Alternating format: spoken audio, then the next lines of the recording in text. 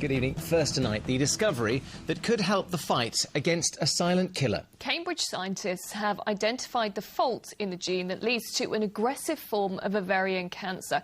There are now hopes that it could improve diagnosis and lead to new treatments. Well, ovarian cancer is the 5th most common cancer in women in the UK, and each year it kills around 4,300. Julie Hanks from Norfolk has fought the disease herself and lost her sister to it. We caught up with her on a day out in London, as Natalie Gray now reports.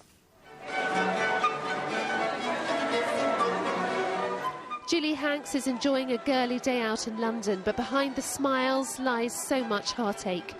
Julie from Galston in Norfolk was diagnosed with ovarian cancer in 2006, just 8 months after her sister Joanne died of the disease at the age of 42. It was a very difficult time. Yes, my sister Joanne died, as you said. She was 42 years old when she died. She had ovarian cancer exactly the same as myself.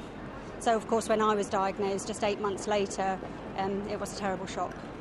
Julie's diagnosis was quick and her cancer was caught in time. Her sister's diagnosis was slow and was discovered too late to save her. But now new research just might save others. Scientists at Cancer Research UK's Cambridge Research Institute have linked a genetic fault with the most serious form of the disease. They discovered that a mutation in the TP53 gene were present in nearly all the women they studied. This directly linked the fault with their aggressive ovarian cancers. This information could help improve diagnosis and lead to new treatments. The lead author of the report is Dr. James Brenton. I caught up with him as he holidayed in North Norfolk. So this is important for 2 reasons. Firstly, it defines this type of ovarian cancer by the fault in the gene. So it could be used for diagnostic reasons or when it's unclear whether we're dealing with this type of ovarian cancer. More importantly for that, it may give us an Achilles heel that we can start finding therapies targeted at faults in this gene that then would be useful to all patients with this type of ovarian cancer. The Cambridge Research Institute was opened by the Queen in 2007 and is one of the largest cancer research facilities in Europe. Cancer Research UK provides around £23 million each year to support research at this state-of-the-art facility. Well, this new research is just absolutely fantastic because obviously the earlier women can be diagnosed, the far better chance they have of survival.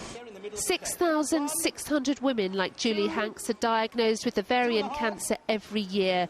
Only 40% of them will survive the next 5 years. The key clearly is early diagnosis, and it's hoped this new study will help with just that. Natalie Gray, Anglia News. That could be a fantastic breakthrough. Right next, after the launch of the Labour and Conservative election manifestos, today it was the turn of the Liberal Democrats to try and convince us there is indeed a third way. Yes, the Lib Dems are defending 3 seats in our region: Cambridge, Colchester and North Norfolk. And while Nick Clegg was unveiling his election pledges, prominent politicians from the other main parties, including the Chancellor, were visiting our region. Yes, Alistair Darling was in Milton Keynes, and that's where Neil Bradford joins us from now. Neil, yet again, goes without saying, another busy day. Busy, yes, but believe me, this is the calm before the storm, because now they've published their manifestos. All 3 main parties have firmly nailed their political colours to the mast, and in the coming days and weeks they will be coming under intense scrutiny. Now, the Liberal Democrats have gone as far as publishing regional figures for every constituency, and here in the Anglia Tonight region they're promising £250 million more for schools in our region and up to 300 police officers. But both the Conservatives and the Labour Chancellor have told me today that they've got their sums wrong. So what do the voters think now that all 3 main parties have their policies in place? As the election stepped up another gear, Alistair Darling was in Bletchley to tell voters how he steered the economy through a deep recession. The Chancellor met with apprentices at the Mercedes-Benz UK Training Academy, a scheme only made possible, he claims, by Labour policy. In London, meanwhile, Liberal Democrat leader Nick Clegg, who visited Northampton and Luton this week, launched the party's manifesto. It has 4 key priorities: education, fairer tax, investment in the green economy and voting reform. Lovely to see you. Yes, lovely to see you. Health spokesman Norman Lamb was quick to deliver the message to voters in Cromer as he prepares to defend the North Norfolk seat. We're making the case for a fairer Britain. We want to make the tax system fairer so we get people out of tax completely up to £10,000. We want to give children a fair start in school. Even in a recession, we've got to invest in education. It's the future. We've also got to be honest about the scale of the challenge we've got in getting the deficit under control. And we don't think the other parties are even talking about it enough. The Chancellor says the Liberal Democrats have got their sums wrong. I think at the present time, when everybody knows that we're coming through one of the biggest economic downturns the world's seen, we do need to be careful. We can't be making promises that we can't afford. That's why I've been very clear that we should only promise what I know we can deliver.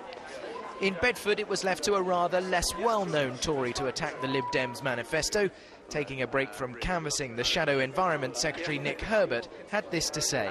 I think people will have to ask themselves, what is the point of voting Liberal Democrat and what will the effect of that be? Will it be to help Gordon Brown have another 5 more years? Now all 3 main parties have launched their manifestos. We asked voters in Cambridge whether it makes any difference to them. What they say they're going to do now sounds fine. Lovely. Oh, yeah, vote for him, doing fine. But when they get in, they've got a different way. They go a different way.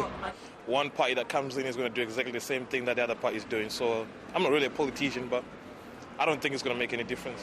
Just get loads of leaflets through the door and it just goes straight in the recycling. Alistair Darling is keen to prove that he's not the apprentice when it comes to fixing the economy. But if he is to make the repairs necessary, then his party needs to win both Milton Keynes South and the neighbouring constituency of Milton Keynes North. And if that's to happen, there really must be 0 errors. So, Neil, we've had the manifestos from the 3 main parties. What else has been going on then? Well, just 13 miles west of here in the quiet country market town of Buckingham, one man is trying to cause what he describes as a political earthquake. Now, I suspect that's Nigel Farage, the former leader of the UK Independence Party, overplaying his part somewhat, but he's urging voters in Buckingham to oust the Commons Speaker, John Bercow. Now, he's been the MP for Buckingham for 13 years. He became the Speaker of the Commons last summer, and I guess he was hoping for an easier ride because modern-day Commons protocol dictates that the main parties don't oppose the Speaker. Nigel Farage, however, is urging voters to oust him. He's determined to give John Bercow a fight in what he describes as a phony war. We're 1 week into the general election campaign. What do you think of it so far? Hooray! It really worked. It has been so dull, it's been dire. It's a phony general election. Well, to find out whether Nigel Farage causes that political earthquake or more of a wobble, we'll have to wait until May the 6th. Neil, thank you very much indeed for all of that. Well, later this evening, in the last